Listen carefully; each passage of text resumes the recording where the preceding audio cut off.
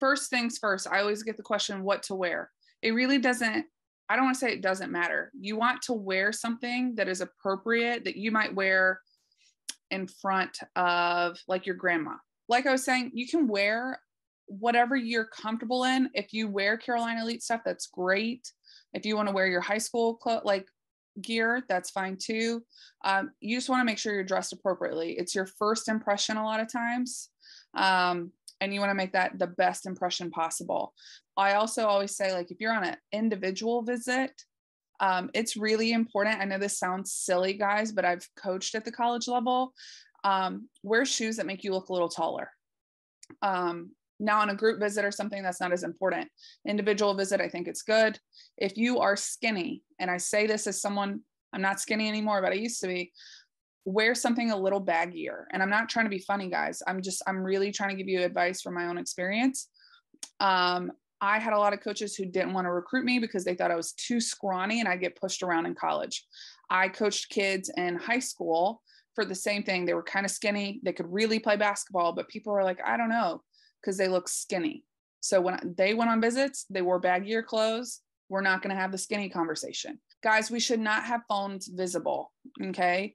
If you're taking pictures, if you're exchanging numbers with a coach, if you're taking a video on a tour or something, that's fine.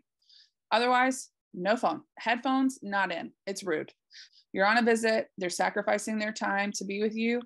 Headphones out, phones away. If it's a shoot around, doesn't matter. You can record pictures or videos, whatever. Phones are away. Most programs don't do these college visits.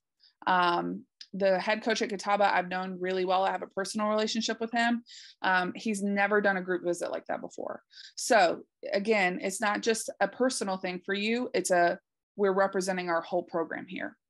Okay. On an individual visit, you want to get a picture with with the coaching staff so you can post it. On a tour, players, you should be up at the front with the coaches. I think that a lot of times the older players do a good job with that. Younger kids, you just don't know. Like when you're visiting these places in middle school or early high school, start noting like things you like, things you don't like. Parents, encourage your kids to push up with the coaches. I know it's very easy for the parents to want to be the ones at the front asking questions, but try to empower your kids to do that. It's a life skill. And then at breaks or stops in the tour, that's a good time for parents to ask questions. Individual visits, what you put in, you get out. Show your personality. So the more you show your personality, the more the coaching staff is going to show theirs. If you act kind of dry, they're going to act kind of dry because you're not giving them anything to feed off of. So I think I struggled on college visits because I viewed it as an interview, and it kind of is. But here, I think a better way of phrasing it, David refers to it as like dating. Now, go with me on that. I don't mean actually dating, but when you date someone, you're trying to feel them out. You're trying to put your best foot forward. You're showing your personality too, though. It's not an interview where you need to be like tight-lipped and very careful. Like you can be a little bit sarcastic. You can be funny while still being respectful. All right. Kind of with the dating analogy, you're both working towards a marriage, but you're going to date a lot of people in the process. So what that means is like, you have to really get to know someone, and to get to know someone, you have to show your personality, and that way you can see theirs. Some coaches you might not vibe with, and some coaches you will. At the end of an individual visit, like when you get home, either in an email or a handwritten note, I think it's always nice to send like a thank you. They're sacrificing time with their family to spend that time with you. 8th and 9th grade, you want to attend specific individual camps and aim to separate yourself. So similar to what David kind of shared about, these are just some examples of good individual camps. There's a million, guys. Some of them are just money grabs, and they don't actually do anything to try to help you get better. A lot of these are camps that David's involved in. Anybody that like our coaching staff or recruiting group, we can all help with the individual events. If you get invites and things like that, it's good to check with us, because some of them are just trying to grab your money on that. By 8th and 9th grade, if you're going to those events, it's not just to feel the environment, it's to try to start separating yourself.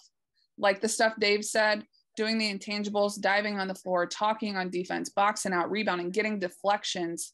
Those are the things that can really make you stand out, even if you're not scoring. You're not always going to be able to score. Sometimes the ball just doesn't fall. Now we're making a bigger list of schools you're interested in, so it can build off of this original list. 5 dream schools, 5 realistic schools, and then 5 schools at levels other than Division I. And it's good just to like start looking at different levels, guys. I played Division II. I didn't start looking until I was a senior. It was a little too late. There's a lot of really good options in a lot of really cool parts of the country. So start looking at that. In 8th or 9th grade, you want to start looking at, or you want to pick at least 2 or 3 elite camps to attend. That's college elite camps. You can always ask for input on where to go from our recruiting team or our coaches.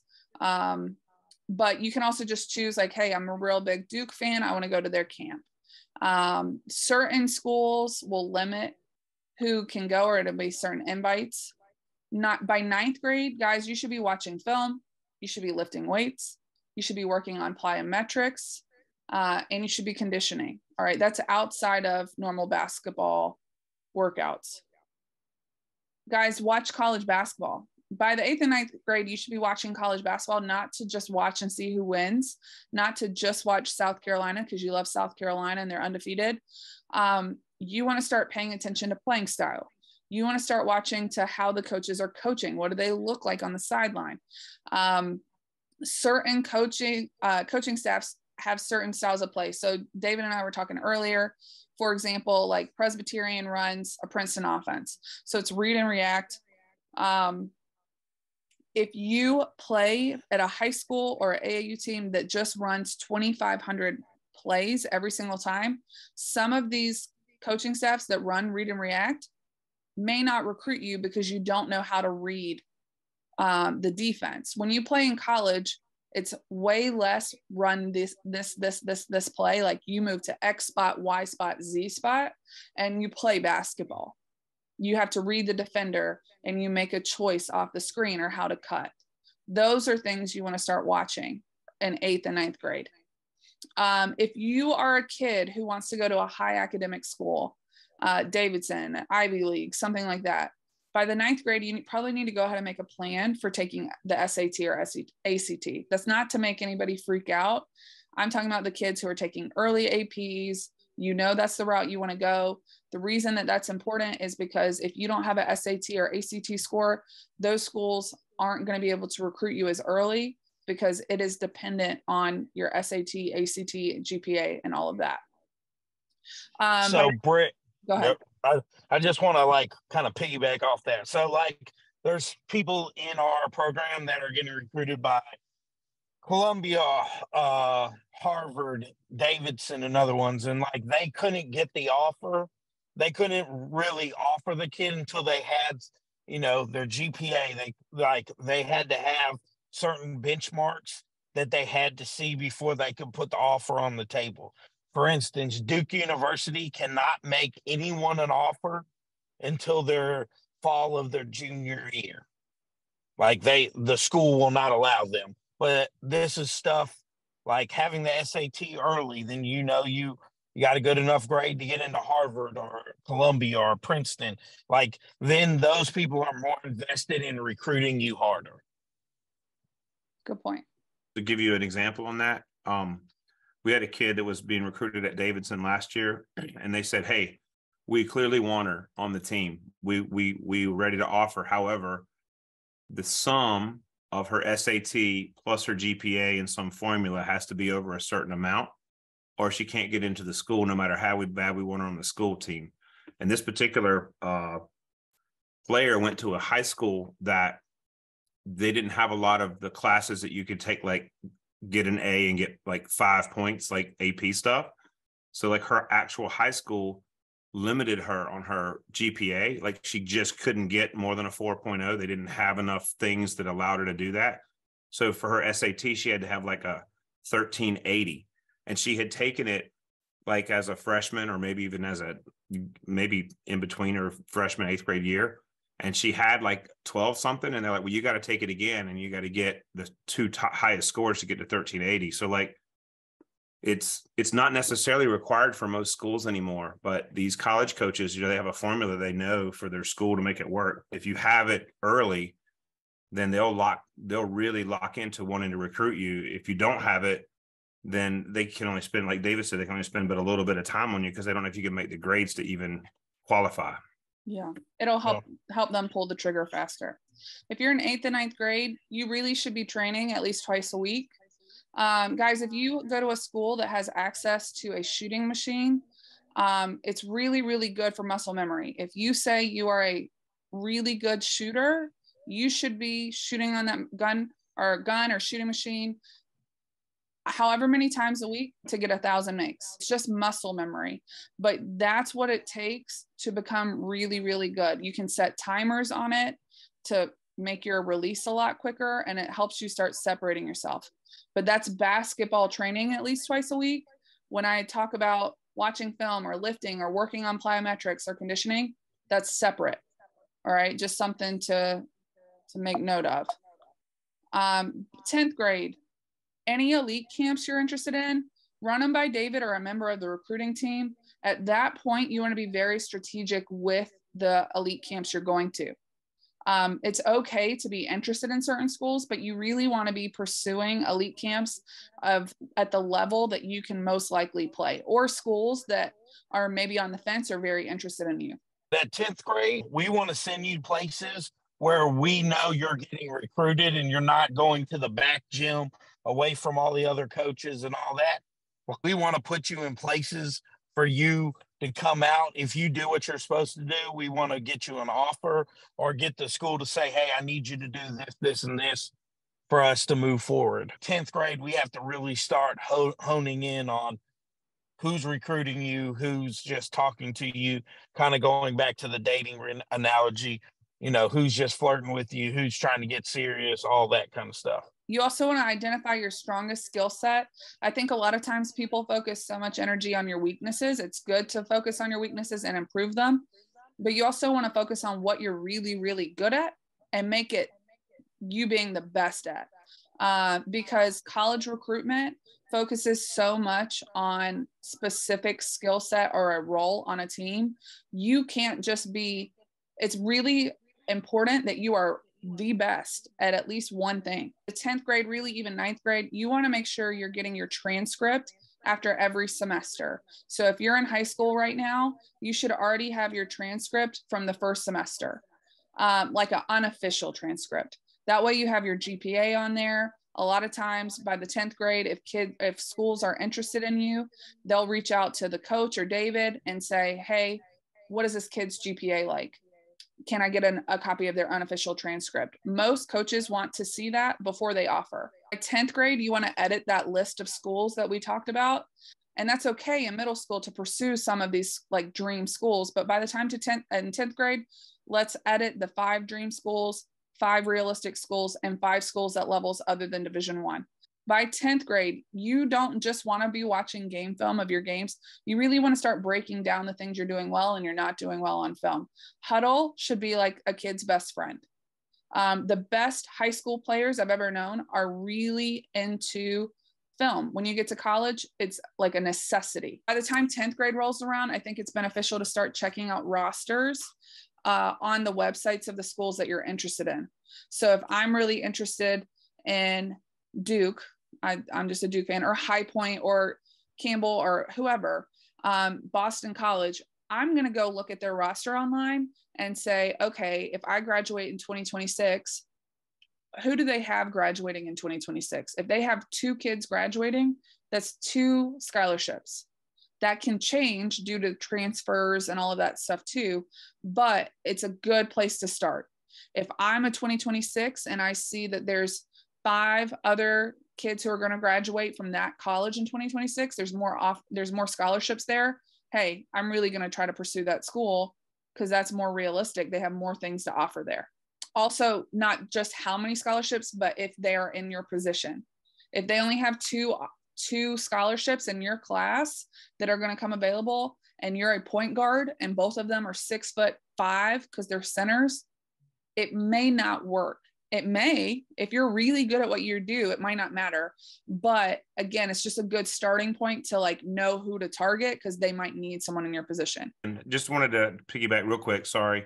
No, you're fine. On Huddle, every one of our teams uses Huddle, and you have access to our Huddle for the summer stuff. So if you want to watch your stuff, you can do that. Just let us know if you're trying to figure it out how to do it. But every one of our kids has access to Huddle. It's free for the kids. We pay for it on our end. And then the other thing is on the schools and knowing what positions are available at what year. That is a super important thing for you to know. And if you have a school on your list and you haven't actually engaged David or Brittany or one of the folks on the recruiting team to say, hey, does school XYZ have positions coming up in the wing slot or in the post or in the point guard slot at my class that you know of? Because when we find that out, that information, we keep that information, and we, like David does a really good job of knowing pretty much what positions are coming available in what years at all kinds of schools around North Carolina, South Carolina, Virginia, probably the 4 or 5 state radius. So if you have schools and you do not know, like, you need to ask one of us that question, because you kind of need to know what you're up against. If you're trying to set your hearts and dreams on a particular school that has got 5 point guards in that year and you're a point guard, you need to know that so that you can have enough knowledge to like, okay, that's probably not going to work out. Let me go find something else that I'm gonna like. So, all right, 11th grade. You want to check in with the recruiting team on where you want to go to elite camps. That's where it gets even more important. So that has to be a strategic thing. Elite camps at this point should be situations that can put you that are situations that could possibly get you an offer. Okay. So that's why you want to talk to the recruiting team at that point. Again, we're still looking at rosters. You want to check in again, 11th grade, because transfer portal is crazy, guys. All right. Be willing to go to any college workouts or visits. It's going to be really important. Unless you have, a host of options, guys, it's really important to be flexible and be willing to just go and try different workout, go on different visits. If you want to play college basketball, sometimes you just have to pursue it. And I know it feels like, based off of what kids see on social media, that like recruiting it should be easy. You're going to have a million offers. Guys, for 80% of, probably even closer to 90% of the kids who play college basketball, that's not the process. 80% of college athletes are Division II, Division III, NAIA, and JUCO athletes. That's 80% of college women's basketball players are non-Division I players. So typically, a lot of kids don't have offers up to this point. So be willing to go to different workouts. That doesn't mean you have to go there. But if you're in 11th grade and you don't have, several options to choose from, I think that's important. I would definitely edit your list at this point to 10 realistic schools and 10 schools at other levels. So Division II, Division III, NAIA. I'm not trying to say at 11th grade, we kill your dream. I'm just saying at 11th grade, it becomes a little bit more realistic of where you're at. Again, if you don't have a Division I offer by the time you're in 11th grade, that's perfectly okay. There's plenty of people who pick up a Division I offer during their junior year, the summer going into their senior year. The time is not up. All I'm saying is start going on the offensive and pursue other levels, because those Division II, especially those Division II opportunities, they start offering those the summer going into your senior year. The kids who take those Division II opportunities first take the most of the money. We went back earlier and said you need to know your guidance counselor. So I'm just doing some easy math here for you guys. School, Wingate cost whatever amount of money, $50,000. You do okay in school, you get $20,000 academic money, and then they say they'll give you $20,000 basketball money. Well, you're still $10,000 short. If your guidance counselor helps you and you go get $20,000 more dollars that they don't know about, you put that extra $10,000 in your pocket to pay for food, everything that you need. So it doesn't hurt you if you go ahead and start applying for other scholarships. And then that way you don't have to tell them, oh, I can't afford, $10,000 a year. or if they say, hey, we can do 15 or whatever, you already have a cushion that you just need them to give you some basketball money. And then you become more attractive to D2s that do not have 15 scholarships to give out when they only have 9. You can also do, I kind of put it down here, but same thing, talking about money. There's a FAFSA calculator before you actually do your FAFSA that you can enter information in. And it'll give you an idea of how much like money you can get in federal loans, or not loans, grants and aid. And a lot of coaches use that, because if you are a kid who might get a lot of federal money, Pell Grants, all of those things, that also makes you even more attractive for these college coaches, because that's, again, less money coming out of their budget. So that, again, is something I would go ahead and start filling out the stuff for FAFSA in the summer going into your senior year. Some people wait to do that until they know what college they're going into. The earlier you know, it's better to be able to communicate and say, hey, I already know that this is the amount of money I can get back. Switching up a little bit, guys, this is just an example of why it's so important, kids starting in middle school, to develop relationships with coaches. These are all different moves from people at a lower level to a higher level. The list goes on, but not just because people make moves, guys. Tanya Lamont, she is the head coach at Winston-Salem State. She coached 14 years at Division I. Guys, you always pick up the phone and you always answer emails to any coach who contacts you. Coach Lamont coached at NC State. She coached at several other Division I schools. Every year that Kelly Harper at Tennessee has an opening on her staff, she calls Coach Lamont and offers her the position. Coach Lamont chooses to stay at Winston-Salem State because that's where she played, and she has kids in school in Winston-Salem. I've had kids personally that Tanya said, hey, I'm going to offer them, but they're too good to play for me, so I'm going to tell my friends about them.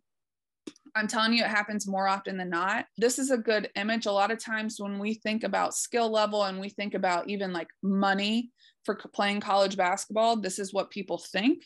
They think, Division I's up here, junior college, NAIA, D3 is all down here, and D2 is kind of in the middle. But this is more what it looks like. There's a small percentage of like the super high level Division I, but when we talk about competition or money wise, D2 and NAIA are very similar.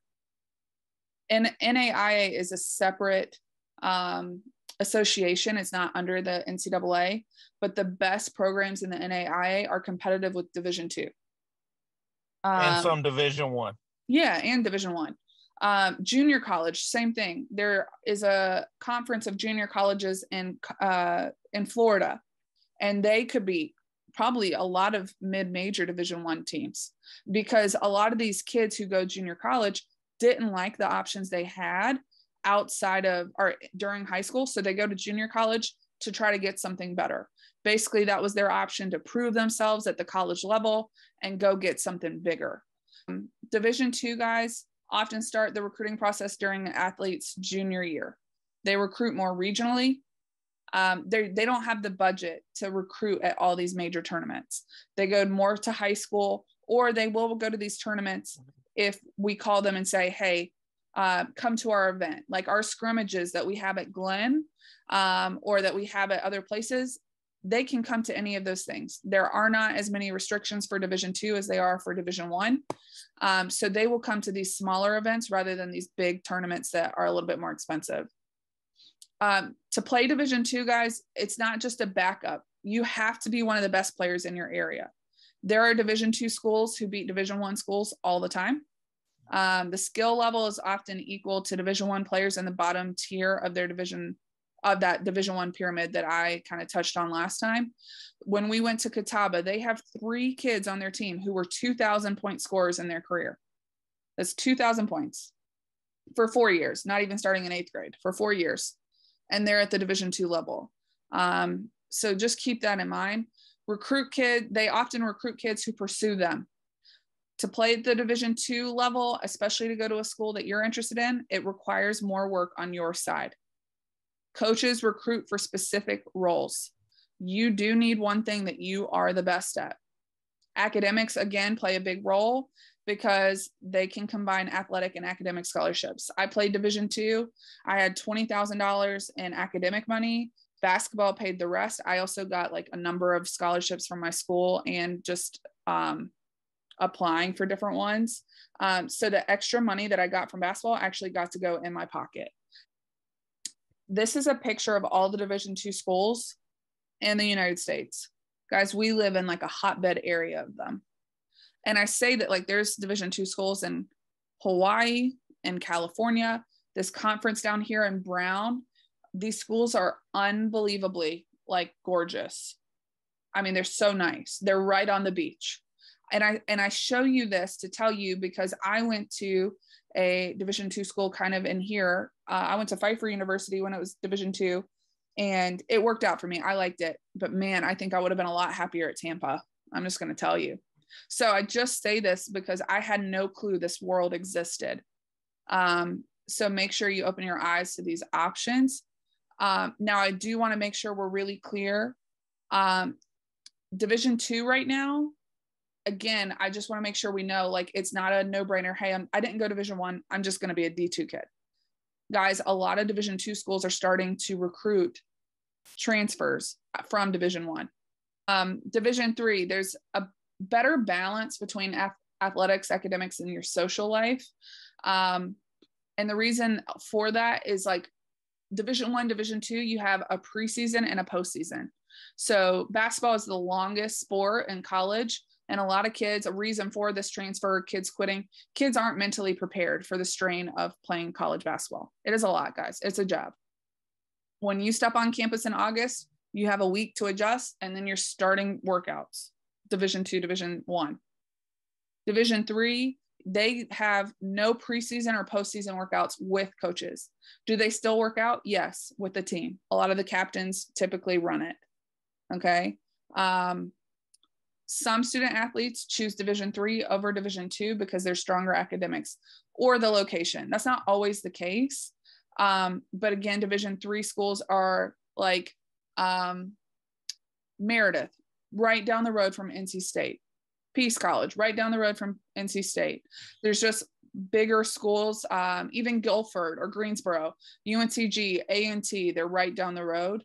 So sometimes people choose to play Division III, but they still have the lifestyle of like being in a bigger city. Okay. Division IIIs actually, from my research, aren't picking up transfers from Division I as much because a lot of those schools are more academically rigorous. And so it's harder to transfer in. Division III programs don't offer athletic scholarships, but guys, they offer grant and aids. So they put packages together for you. They also pursue kids who can get academic money or federal grants, but if they want you to play Division III, most coaches are going to put the very best package together. And then if you work with your counselor in high school, you can still end up going to that school for little or no money. Okay. There are opportunities. It's just to limit that cost, but it's just going to take a little bit more work from the players or coaches. A reason that a lot of people choose Division III is sometimes maybe you want to play a lot. And that goes for D2 as well. You can be a Division I athlete and choose to play at another level because, hey, I don't want to wait till I'm a sophomore, junior to play. I want to be able to go in and play right away and enjoy my college experience. Okay. Also, some Division III schools are known for specific academic programs. For example, Methodist, if you want to go into the FBI, Methodist is the only school in North Carolina that has that program. When I played at Pfeiffer, there was a girl who played at Duke, and she transferred to Lenoir-Rhyne, Division II, because of a specific criminal justice degree program they had. So if there's something specific you want to do when you get older, then you also want to make sure that the school you're pursuing has that as well. All right. And I want to kind of stop there. On elite camp selection, I really encourage everybody. I know you don't have to, and you can go whatever you want to do, whatever you want to do, but I really encourage everybody to have a conversation with one of our recruiting team people because, you know, just like there's only so many live events that you can go play in front of college coaches, there's only so many elite camps you're going to get to go to. And if there's 4 or 5 schools that would really be interested in you, but you choose to go to, I pick a school that you wouldn't be able to go play there, and you burn one of those weekends doing that, you're never going to get that weekend back. And I think it's really good for you to know like which camps would have coaches that would want you, or that you're in that range, and go there. Like, I think it's super important to not waste your time and money. The way you should do it is, hey, your 8th grade, you can go to 2 in June and 1 in August. Your 9th grade to 10th grade year, you should be going to 2 in June and 2 in August, if not more, because you don't know, like, all the coaches want to see you there. They want to put you up against other people, stuff like that. Well, that's kind of like the rule of thumbs. I did have another question. A lot of conversations is around the SAT, but I know for sure for a lot of different people, the SAT is a little bit more scored differently than the ACT. Are those equally looked at for offers? So depending on the school. So for instance, Emory, that's a D3, they prefer SAT over ACT. John Hopkins is the same way. Harvard, Yale, Columbia, either one will suffice for it. Princeton prefers SAT. We're talking about your extremely high academics. Everyone else, they're going to be fine with either or. And the ACT seems to be also more prominent on the West Coast as the more widely used test.